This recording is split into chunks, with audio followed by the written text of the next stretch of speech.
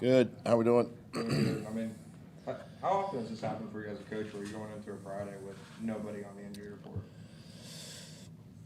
It's rare. There's usually a couple of guys this early in the season, typically, that are limited, during the week. But it's just a credit to the players, how well they've taken care of themselves through camp. Coming out of last week's game, healthy. I mean, there's always going to be bumps and bruises each week, but for the most part, yeah, everybody's feeling good. Do you like how this team has prepared this week? Just going after last week all the mistakes and everything, but just going into this week now. Yeah, I mean, after Monday, we put that to bed, and it's about this week. So the guys have responded really well with that. Going into your first home game, are you excited to see the fans finally get to have a full game experience with you guys?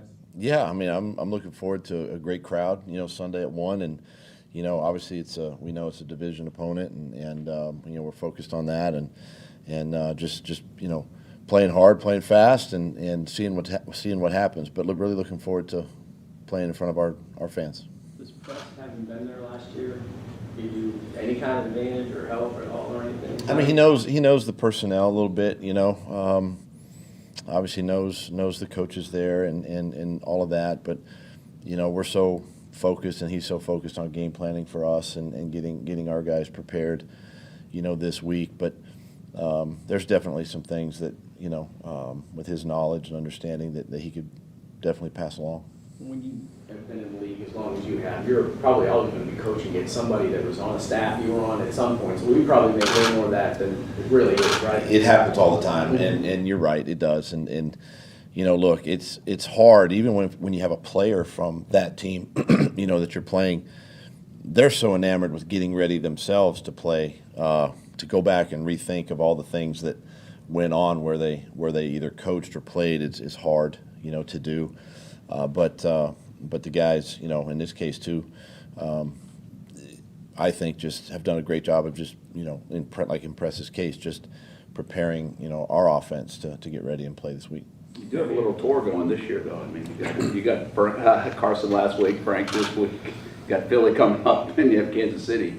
Yeah, it's pretty deep dive, and right? the thing is too. I mean, with some of those teams, even with Philly in a couple weeks, I mean, it's different. Everything's different. I mean, you might know the city and some of the people there, but their team's a lot different. Yeah, I've worked with Andy and played for Andy, and their team is different. I know Coach Spagnola and all that too. So, you just gotta listen. You just gotta take them one week at a time. You never look past the week that you're in, and you're just constantly preparing, and we'll worry about those guys when we get there. How much of your efforts this spring were to be able to stop the run, specifically Jonathan Taylor, Derrick Henry? You bring in Foye Oluokun just as an example, and Foley. You kind of gear it towards the division, right? You do. You have to start with your division, how your division's built.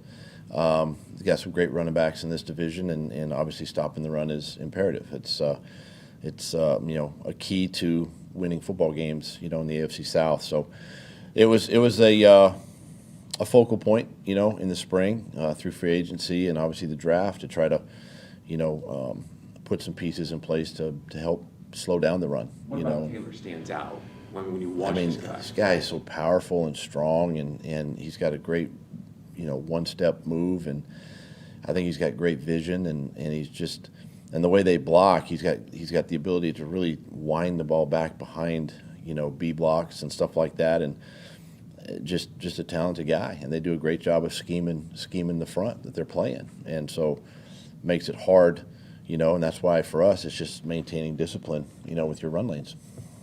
Is it a tough balance? Do you guys feel it at all when the outside world here in Jacksonville? I mean, last Sunday was the 30th loss in the last 3 years, but you're 0-1 as a Jags head coach. I mean, how is that separation, or does that noise kind of enter the building at some time? Well, until you brought it up, I don't focus on it.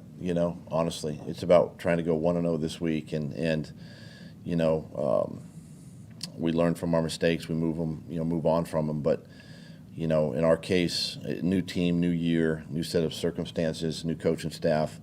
We're all excited about the season ahead, and a lot of football ahead of us, and we just understand that if we just control what we can control internally, I think good things can happen, for this team. Are you going to win them all? No, but at the same time, you're going to give yourself a chance to win them.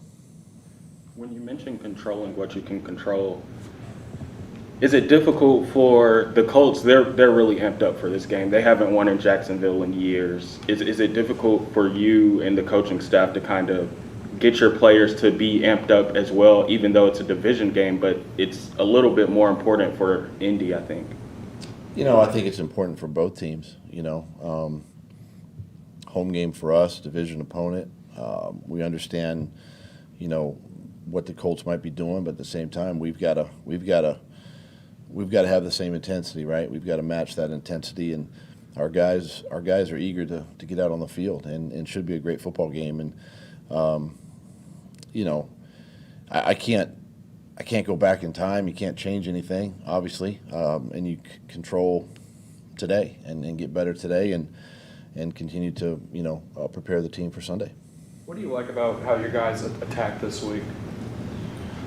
Well, I mean, they were able to take last week and make the corrections, and then put that to rest and focus on another set of circumstances, another game plan.